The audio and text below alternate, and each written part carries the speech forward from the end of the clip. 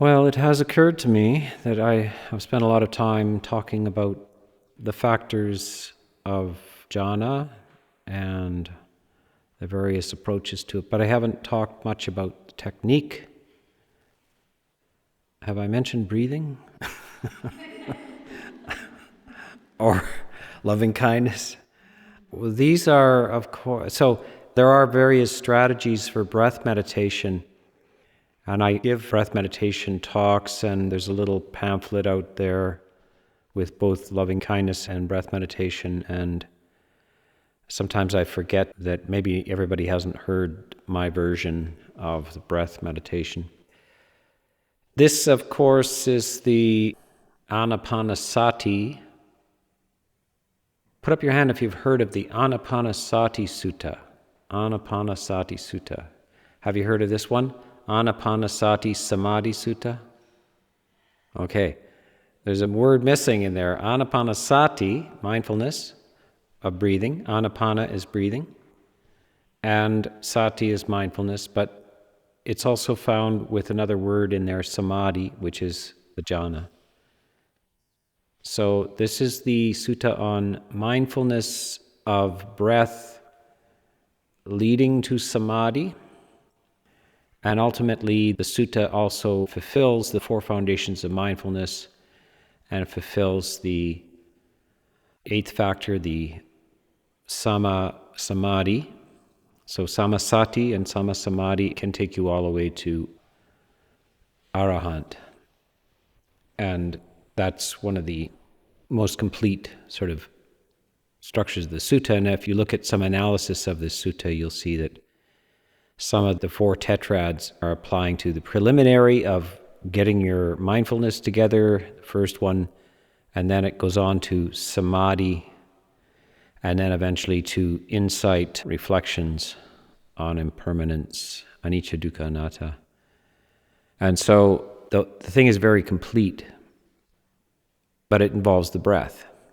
So all the way through is a little reminder, breathing in, I do such and such. Breathing out, I do such and such. So part of this is getting mindfulness established with the experience of the breath, and then the suggestion, the induction of some of the emotional qualities of the jhanas. So we talk about piti and pamoja and saturation, sukha. All of these things come up in the Anapanasati. But you have to, there's some discussion about how to do it, and some of the commentaries have some questions about it. Because if you just look at the sutta, it's a little bit, the Buddha probably thought it was adequate, but humans, they can turn the simplest things into complex things. He has a phrase in there, being mindful, parimukkhang, upadavetva, establishing, parimukkhang, around the entrance. Mukkhang is also the literal word for a doorway, an entrance, and your mouth. And it's not that far off of the English shut your trap, like stuff like that. The mouth is the entrance to the body. The mouth and the nose are entrances. This is a very important point. Pay close attention.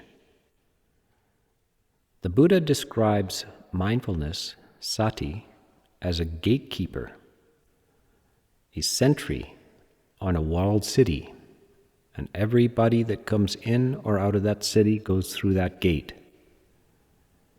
This is a critical mental faculty. How do you train it? You train it by watching an entrance. What is the entrance that you watch? You watch the nasal cavity, the nose. During breath meditation, all the breath passes through the parimukkhang, around the entrance, that is the nose, the nasal cavity, the nose entrance, All the air that comes in comes through that. All the air that goes out goes through that. You pay attention to that point as air passes in and air passes out. This trains your capacity to pay attention. And this is handed over to mindfulness to filter improper information about the nature of the world as it enters the mind through the entrance of the eye, the ear, the nose, the tongue, the body, and the mind. The gatekeeper filters out any unwanted misinformation and disinformation about the world and welcomes in two messengers about the world, samatha and vipassana, serenity and insight, which always have the same message about the world. It is anicca, it is dukkha, it is anatta. It is impermanent, it is unsatisfactory, and it is devoid of substance.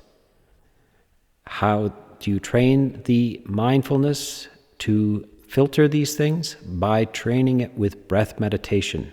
So these two similes overlap, support, and interact with themselves. And this is the basic training of the mind. So that's why this parimukkhang, this entrance, is revealed in the gatekeeper simile as the entrance to the body through the nose. That's where the breath enters and leaves. And so establishing satima, mindfulness, at the parimukkhang around pari, which is the same word in, Latin, the perimeter, P-E-R-I, peri, around. And in Pali, pari, P-A-R-I. When monks, before they're to go on alms round, there's a training rule.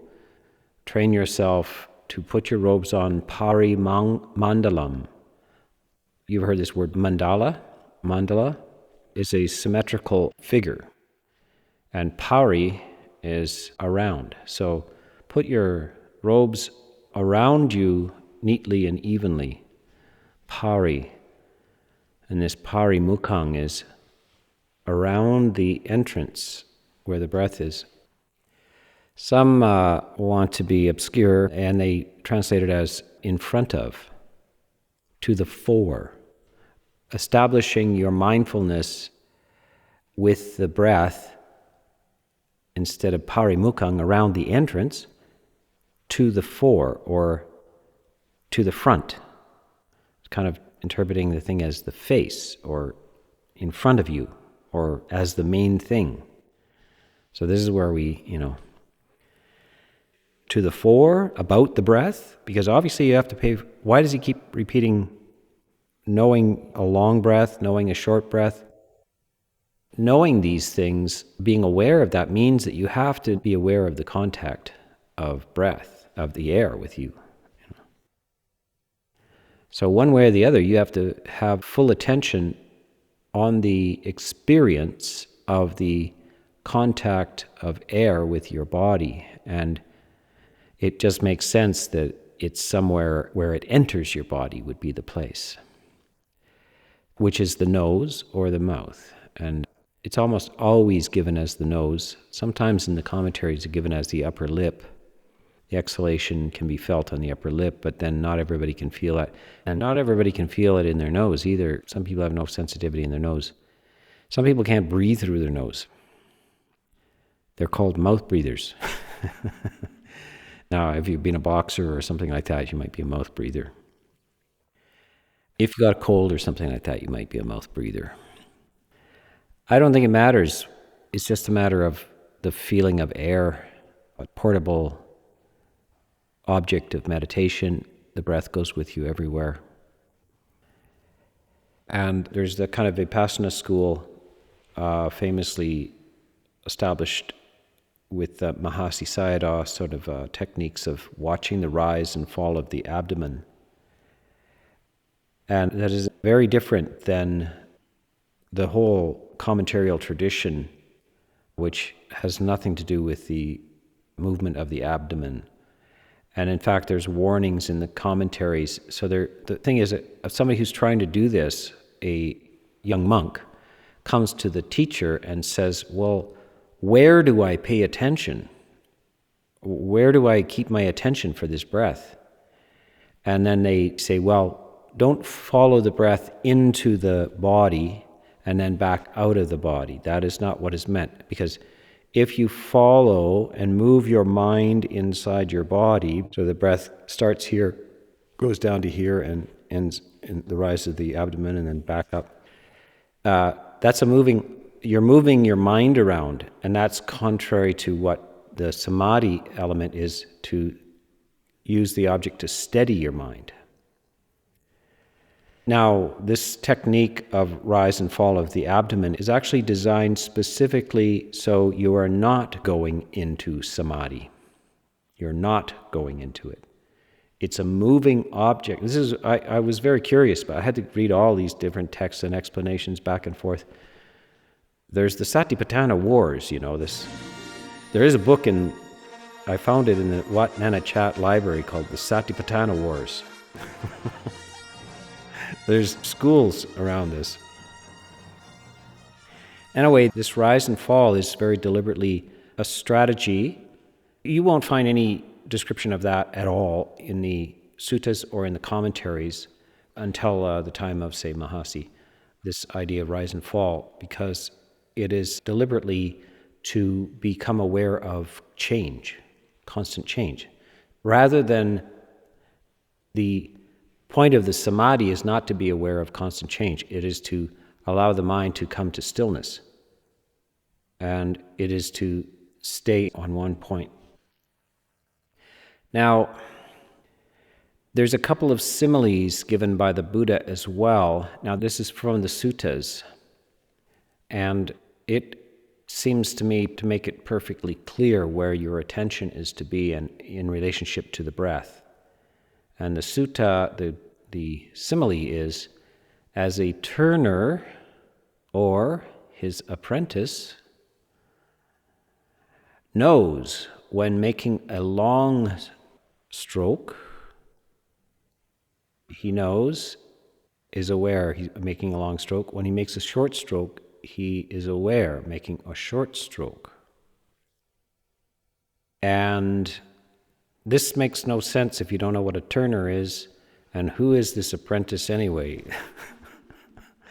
So I mentioned this simile of when the Buddha wants to say either an experienced meditator or one who's learning it. Both an experienced person and a person who's learning it does this the same way. So that's what is meant when, as a turner or his apprentice. You apply it to if you're learning this or whether you've done it a long time. You still use the same technique. So it took me a while to understand. I imagined a turner, and by the way, a turner is some sort of 19th century translation of what is really meant is to do with spindling. This is a woodworking technique. When I read this, I kind of had the impression that I imagined it was a pottery maker, on a turning pottery or something like that, turning it on a wheel or something. But really, it's a lathe worker. So now, I don't know, everybody may not be familiar with lathes. I learned this in grade 8. We had to go into shop and make a candlestick holder. I think my father still has my candlestick holder out of wood. And you put a block of wood with a pin on each side, and it's square, like the legs of that table over there, or the legs of your chair, they're square. But then, how did they make this? This is made by a turner. And by the way, this is made in India. And it might have been made in the same way they did it at that time, and it took me a long time to figure out, well, when a turner is making a long turn, he knows, or a short turn. Well, it took me the longest time to figure this out. I finally figured out it was a lathe maker. Now, lathe work is very interesting because where is your attention? I want to make, in fact, a YouTube video of lathe working to show what is meant and also what a lathe craftsperson used at the time, because they use a bow actually to turn the thing. There are no machines. So in our day and age, the lathe is actually a machine, and all you have to do is hold the chisel. You just hold it steady like that, and chisel cuts in, and as it spins, you can move it along and make patterns and make it narrower in some parts and all kinds of things. But you don't have to pay attention to the circling. You're not the one who generates the circle. Finally, I was in Sri Lanka, and before I came back, I wanted to get a little table with what's called a moonstone on it, and we went into a furniture shop. And by the way, that's the table downstairs where I have tea. I set my tea things on it. Look at it. It's a carved table. We went into a little woodworking shop, and they were sitting on the floor with this apparatus just like the time of the Buddha. And it was a bow with a string on it, just like a bow and arrow, the bow. And the end of the lathe the little string was hooked around the lathe. And when you moved this with your right hand, it spun the lathe. Now, here you have now you understand, this is the breath. It's long, he's doing long, and sometimes he does short, a short turn. Sometimes he does a long turn, because it spins many times on a single pull or push. It spins in one direction or the other. But where does he keep his attention? Does he watch his hand over here? No. He keeps his attention on his chisel, which is in the other hand. And by the way, it's not only his other hand, but it's between his toes. So he's barefoot, sitting on the floor, and the chisel is held in his left hand and between his big toe and his second toe. And his other hand is working the lathe, sometimes long, sometimes short. But where is his attention? It has to be on the point where the chisel touches the block of wood. He cannot look away from that. Now, this is the simile the Buddha gives. And of course, if you don't know what a lathe work, what he means by this Pali word, which is translated as turner, finally you figure out it's a lathe worker. But if you don't know about this bow thing that they use, then it doesn't mean much to you. So it's only when you get the full simile, the full picture, that you now can put it all together. You can see where your attention is. It's at the still point. While everything is in motion, it remains on the still point of contact, right? In the midst of this. But you're aware of the whole process. You're aware of the length. A long breath, a long exhalation, a long inhalation. A short exhalation, a short inhalation. A long exhalation, a short inhalation, whatever. That's the first instructions, to be aware, long or short, while your attention is at parimukkhang, around the place where the air contacts the entrance. So this is pretty good. I find this pretty convincing about where your attention's supposed to be. The other simile is a carpenter sawing a piece of wood, and the saws they used are similar to the ones we have now. The carpenters have similar tools then as they do now. There's a carpenter who is quite a keen Dhamma student. I think his name is Pancha Kanga, which means 5 tools. And they even name off the 5 tools. There's a measurement thing, and there's a saw, and there's a hammer. And one of the things that blew me away was that they had an ink line, which is equivalent to a chalk line. We use the chalk line all the time, and this is how you get a long line. You hook one end of the chalk line on and you hold it there and then you snap it and it makes a instant line across a large surface. To this day, they're using the chalk line. They use kind of a die or something in the line in the 5th century BC. The same tools, the saw, the hammer, chisel, etc. So he gives an example of the carpenter sawing as well. Now, you should all try sawing because this is the breath here. But where does the carpenter keep his attention?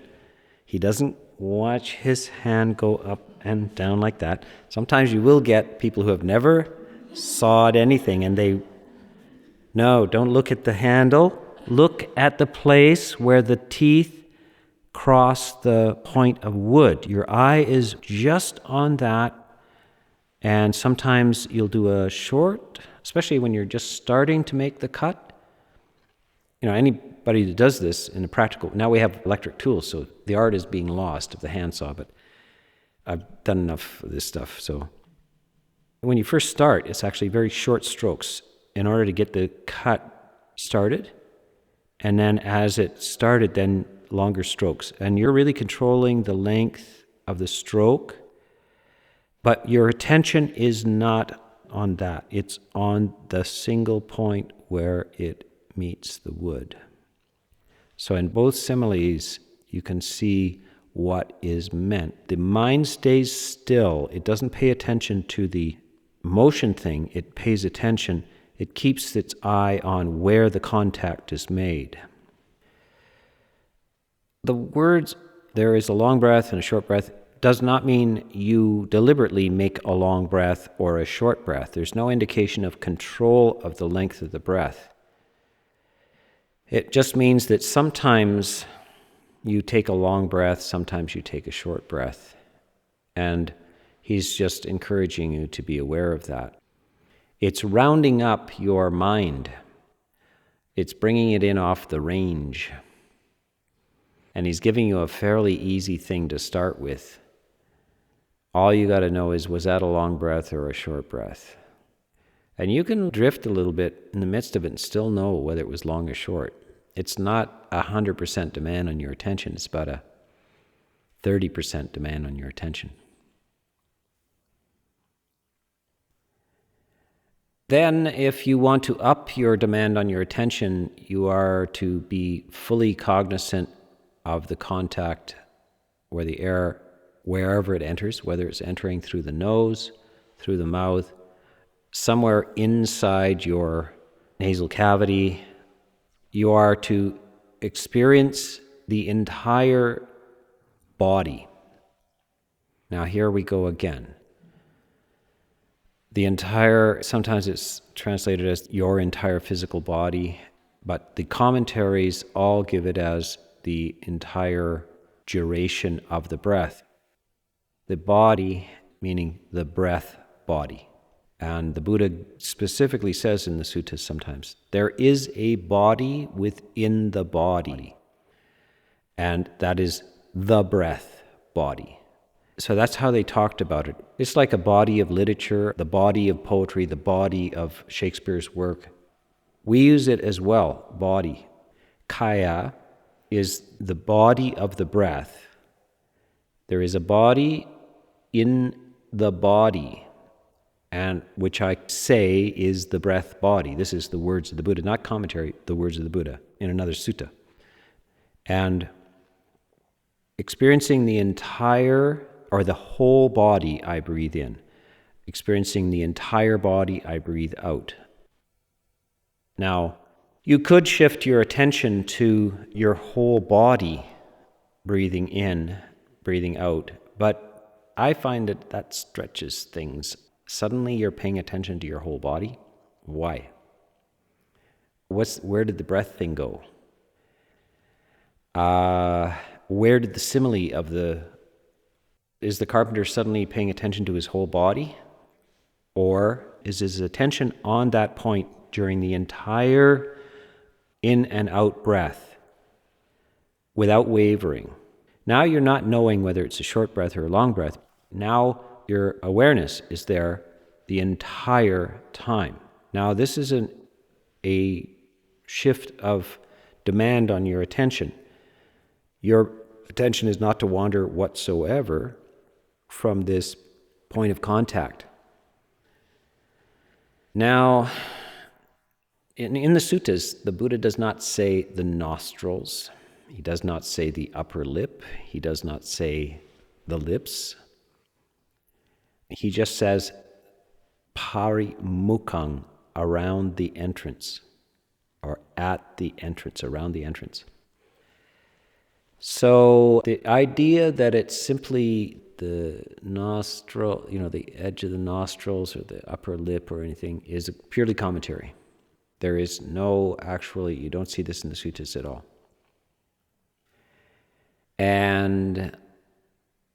But you do in a very early commentary called the Vimuttimagga, 500 years before the Visuddhimagga, which is what everybody quotes out there, and you'll find Theravada monks who are teaching this stuff to this day will be quoting the Visuddhimagga on breath meditation. But where does the Visuddhimagga commentary come from?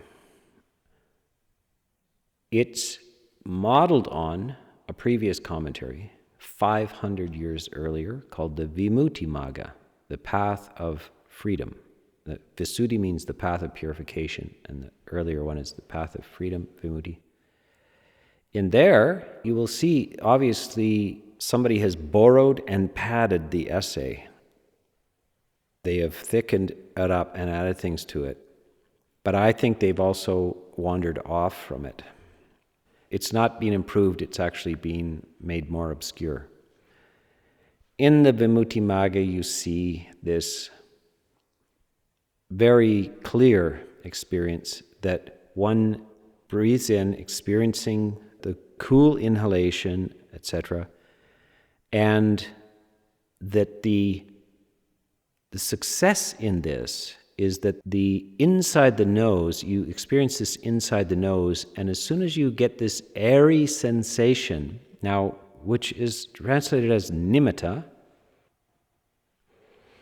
the mind has picked up the characteristic as translated from an initial physical sensation, and now it has become a mental impression.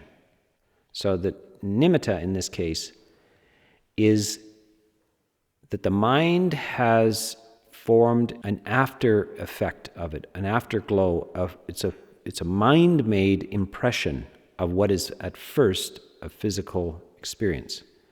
And you might find this with sawing, that if you do an hour or something like this, it turns into something else after a while. It's like, it's the after impression of a kiss. You get a kiss on the cheek, and then that physical sensation, and then the mind picks up the sensation, and there's an after impression of it. If you do anything long enough, if you sit a long time, when you get up, you've got an impression of things. You even get out of a bathtub, and then for a while you still feel the after effects of that. So this is the after impression of this. So this is the cool air is forming an impression of coolness and airiness, and that's what's important. So it's air element meditation. Is really the breath meditation is air element meditation, and they make it very specific and very clear in the Vimuttimagga that this is the nimitta, the impression, the mind-made success, the mark of success, that you have paid attention to the breath long enough, is that the airy quality, the quality of the air element, you have absorbed that and you feel, guess what? Airy. By the time you get to the Visuddhimagga, 500 years later, after you pay attention to the breath, you see a light and you feel like a flashlight in your head or something like that. I don't know what you feel like, but what's that got to do with air? So it makes much more sense to me, as I traced it back to earlier commentaries, Right, the after impression of air is air. There's some confusion. Please read my essay called The Mystery of the Breath, Nimitta, Floating in Cyberspace. You all know what cyberspace is. This is 1,000 years from now when they're listening to this talk. Somebody's going to have to figure out, what is cyberspace? Is that a truck or something like that? No, it's the after effect on your mind of something that is nowhere in space, but cyberspace, nimitta. What are we talking about here? Almost the same thing, actually.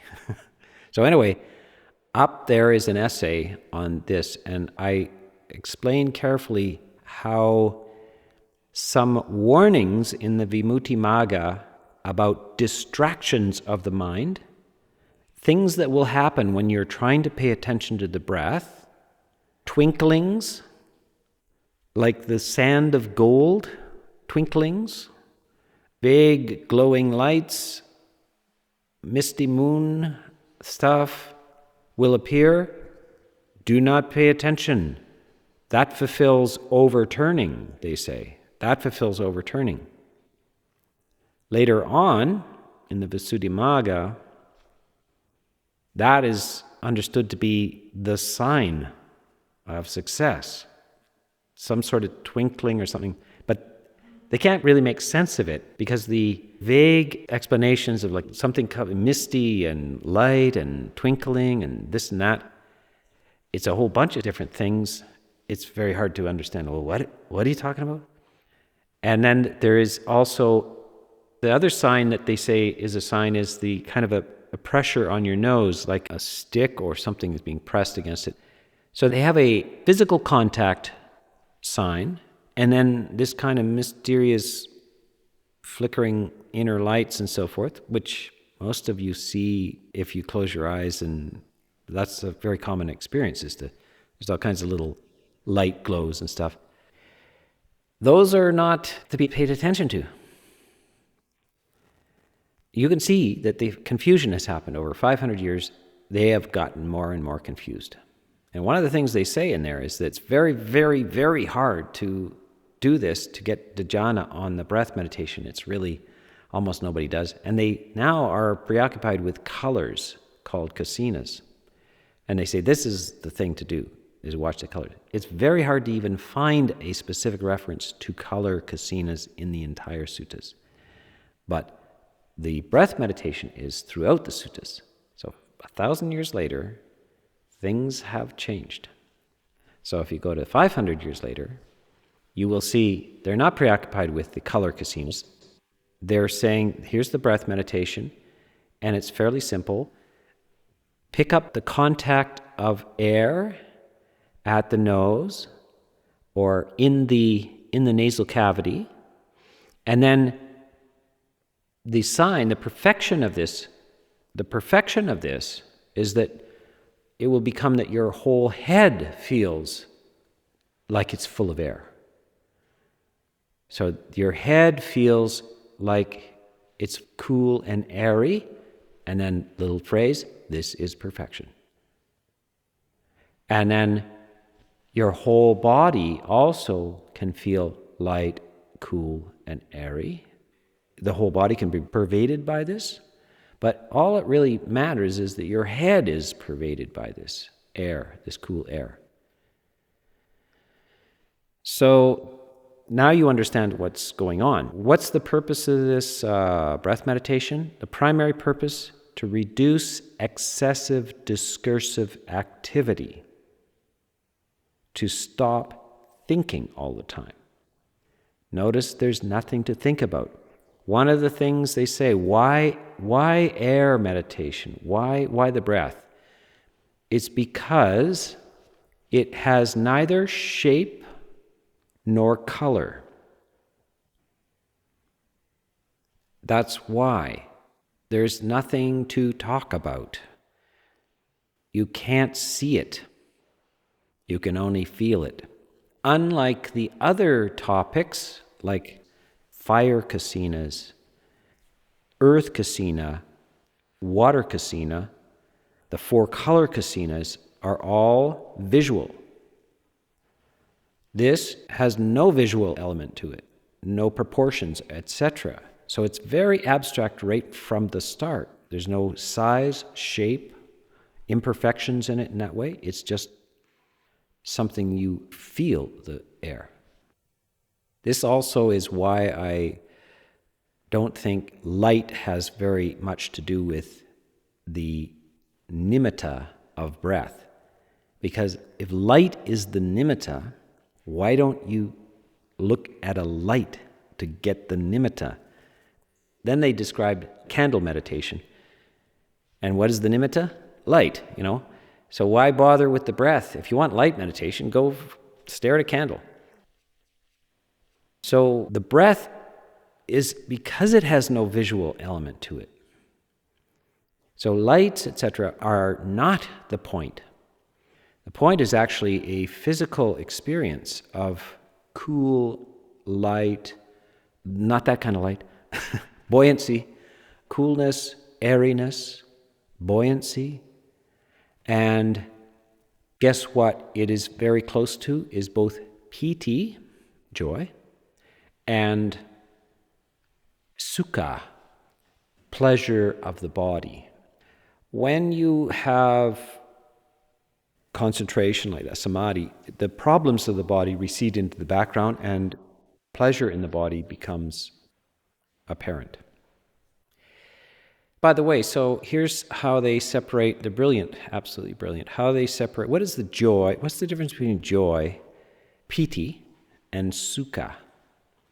Joy of the mind, the emotion of joy, and the pleasure that sweeps through the body kind of as a result of the joy. Like, how do you distinguish between these two things? They're just brilliant, these guys. They say a man is walking in the desert, scorched by the sun, very, very thirsty. And he knows, or he's heard, there's an oasis. And this must be a fairly common experience for traders going in northern India, going into these areas. They must have had to cross deserts and oases. By the way, Buddhism went up into Afghanistan and Iraq and Iran, Persia, etc. So they were in desert areas. And the trade routes went into the desert areas as well. So they were familiar with this and the idea of oasis in the middle. So the man is just very dehydrated, and in the distance he sees a little island of trees, an oasis. And he thinks right away, there is probably water there. And right away, he gets what? Anticipatory joy. I'm going to get something to drink. I'm going to be able to bathe. He's not in the oasis. He's not even confirmed that there is water there, but already he's anticipating it. His body is dehydrated, hot, dusty, uncomfortable, and yet he hasn't had any water, but his mind is already experiencing joy. As he walks in, he sees a man walking towards him, dripping water, who has obviously just come out of a good bath in a pond, a beautiful oasis pond. Then the man's piti increases, but he is still covered with dust and dehydrated. His body has not touched the water. So you now see piti is purely joy of the mind. The body has not entered. Now he goes into the pond and he drinks the water and he lays around in the water and bathes in the water and cools himself. And that's sukha. Once he actually enters the water, immerses his body, that's sukha. This is awesome. And so you can see the difference between this. Some people make a mistake. They do not quite get the simile, and so they describe piti as anticipatory joy, like you're anticipating jhana or something like that. No, you missed the point of the story. The point is to try to separate out piti from sukha, and they had to do it that way to show you the difference between mental joy and physical pleasure. But the joy in the jhana is not anticipatory joy of the jhana, it's the joy of the jhana. It was just a story. How many times people, they don't handle stories very well. Anyway, so it's a brilliant demonstration of how to separate body and mind. It doesn't really matter. It is very difficult to separate out your experience of joy and your body feelings. So you have this piti and sukha, and the sukha is full immersion of the body. Now, so by the way, at this point, you are still asked to be aware of your breathing, and you are to know that you have sukha. You're to both know that you have joy of the mind, some version of piti, pamoja, passaddhi. These are all beautiful mind states. And sukha is a pleasure of the body, the entire physical body. So now we're back to something like this idea that experiencing the entire body I breathe in, experiencing the entire body I breathe out. Some people think that that is experiencing the physical body blankly while I breathe in. I just find it just goes off the simile. You stay with the experience of the contact of air, the experience of the whole body of air. But we're going to meet. These two schools are going to meet together when we suddenly become aware that our entire body is flooded with pleasure. But we're still keeping with the airy contact of the breath. You can call it the breath or you can call it the air. It doesn't matter. What's important is that it's air. You have used it as a suggestive means to accomplish something. You're not literalizing this experience. You're using it to get somewhere. You're going to get into this special state of buoyancy. English, light and light. Not that light, this light, the scale, the weight scale light. So this is all a trick. You're just tricking your mind. You don't care really about your breath at all. You don't care about air at all. You just want the good stuff. It's a trick of the mind. It's like piano teachers do this all the time. They're going to make you, now you're floating, C major. Now it changes to B minor. Oh, you're so sad, aren't you now? Oh, yes. Just it's not the piano keys or any of that stuff. What does it feel like? What's the feeling of this? So this is a poetic, they're just giving you tools to get into this supernormal state. So, there are actually strange modern versions of this, which are out there in popular culture as well. Sometimes as songs by hippies. Here is a unconscious commentary on a modern version of what is we're getting at here. Now this is, of course, a song, but I won't sing it. It may sound like I'm singing it, but I'm not. I'm going up the country. Baby, don't you want to go?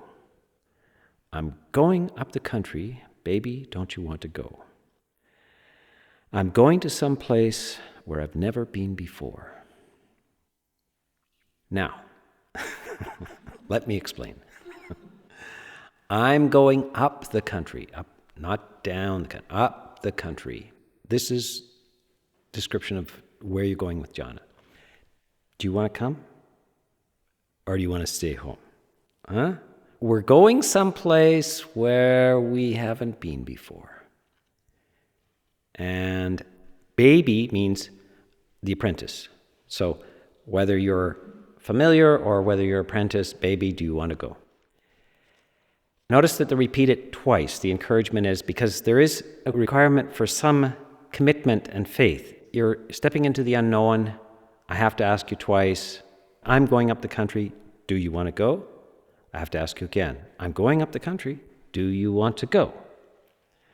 We're going someplace where we've never been before. I'm going where the water tastes like wine. I'm going where the water tastes like wine. We can jump in the river, stay drunk all the time. This is a simile. The water isn't really wine and it won't make you drunk, but it feels so good that you don't need to get drunk anymore. Why do people get drunk? They really want to go up the country and get away. Go someplace away from things, right? This is the metaphor. By the way, this is throughout all kinds of religions. They use it. We're going to cross over the river to the land of milk and honey, where we won't have to, we'll just sit around and drink milk and the sweetness of honey and milk. Yes. This happens to be wine. The wine of truth, perhaps, the wine of peace, whatever. So you can jump in the river, stay drunk all the time. This is Jhana, the possibility. And why? Why is he going there? I'm going to leave this city. I've got to get away. I'm going to leave this city. I've got to get away. All this fussing and fighting, I just can't stay. So, what is that? What is the city? The 5 hindrances, isn't it? All this fussing and fighting. I just can't stay there. So this is just some unconscious poet feeling. He wants to go there. He just doesn't know how. But he's got some nice poetic images. He has a feeling that there could be something in the city, which is just, he could even be in the country, in the city. There's a lot of fussing and fighting. There's just internal fussing and fighting. There's external fussing and fighting. There's the hindrances, the harassments of the mind. And one wants to go away. And one is not sure how. Where is it? It's certainly not here, anyway. That's something you know. And so there's a faith element to this as well. Do you want to go? Do you want to go? You haven't been there before. Do you want to go? So the yearning, this is yearning. And you see it expressed in all kinds of poetry. You see it expressed in all kinds of religious language. And it's expressed in these all kinds of beautiful, different ways. Freedom, etc. Underlying it all is just spiritual yearnings. And maybe that person who writes things like this is more inclined in that way. They're poet types and so forth. They may not get there. Quite often they end up in the wine bottle instead of in what the wine bottle represents, in the truth or in the beauty and the peace. They suffer, and that's why they yearn for freedom. But they don't know how to get it. Because how to get it is a fine art as well. So these things left behind are the messages, all these little things. I'm exploring texts from the 5th century. What is that man doing all day long, reading 7 different texts in Pali? What is that man wasting his time with? There are treasures left behind. I think there's even a book called The Gifts He Left Behind. So there are songs and poems and chants and instructions. You notice the Buddha uses a number of means, poetic means. So the gathas are like little songs, actually. They rhyme and all kinds of stuff. So he does it sometimes in that language, and then sometimes he speaks in a very analytical language. He tries to talk to both sides of your brain. So some people are very dominantly analytical. Some people need beautiful images, poetry as well. So, he talks about the city of Nibbana and so forth. These are poetic, spiritual kind of thing. And then sometimes he's very analytical. So he's offering out the opportunity in any form that anybody can use. And some of these things are little things that, just like little blues songs, you'll find these little chants floating around again and again in your head. Some of the monks raised in Buddhist cultures, these chants are going on in their head, and they've got the same beauty to them as the best, lyrics from songs that you like to have processing in your mind, and sometimes lines from poetry as well. And so we have to use any means we can, but we have to be a little bit intelligent and careful with the similes left behind and what exactly is meant. And that actually means that you have to actually research, like, what is a turner? Also, they refer to spinning cotton, like the experience of breath coming in and out of the nose is like the feeling of spinning cotton. But then you should see how they spin cotton. It's not modern. The thing they spin on is not modern. It's very primitive. And you should see, there's some videos of a group of women, about 8 or 10 of them, in a group in maybe Nepal or someplace, and they're spinning together. They're sitting on the ground, and it's very primitive. It's just a little wind-up kind of stuff. And they have special songs that they all sing while they spin. They're spinning songs. And it's pulled, you see how the cotton is pulled out through your thumb and your first finger. It's being pulled continuously. And that's one of the descriptions of the breath going in and out of the nose, is that cotton is being pulled out. And if you do that for a while, if you have cotton pulled through your fingers for a while, it will no longer feel like something moving through there. It'll turn from something, at first it feels like cotton being pulled. Eventually, it feels like you're just kind of holding a soft, cottony ball between your hands, even though it's streaming through there. It's turned from a frictional motion to a static feeling. And this is purely what the mind does. And that is the image they use for the breath. The breath is softly, cool, being pulled through like cotton, spinning cotton. And you have to see that they hold it like this. It streams through from the thumb and the forefinger until it goes from a motion feeling to a static image. It transforms, and this is just a perceptual shift in the mind. The mind gets tired of registering motion, and it goes to static.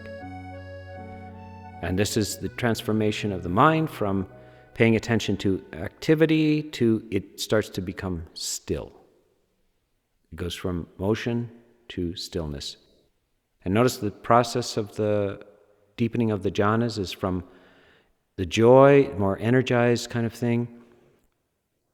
The similes go from motion to the upwelling of the spring, to the lotus hanging motionless in still water, to the man disappearing under a white sheet.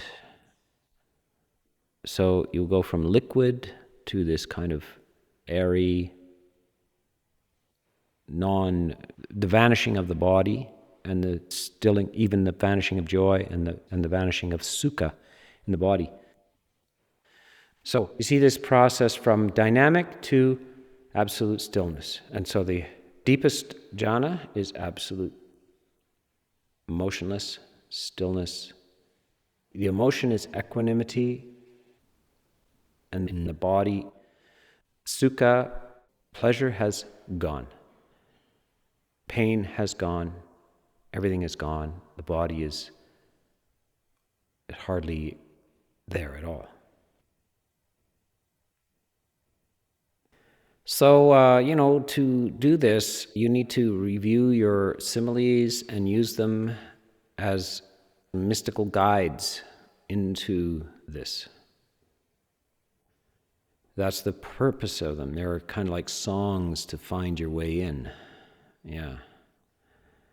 Paintings, poems, songs to find your way in.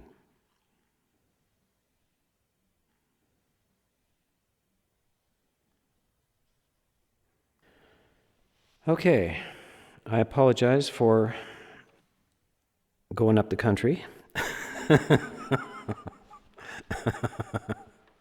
But I thought I would show you that it's out there in hidden forms. Now you are the cognoscenti, the illuminati. You hear about them. Now you know who they are. You. Yeah. Okay. I'll leave that for your reflection tonight.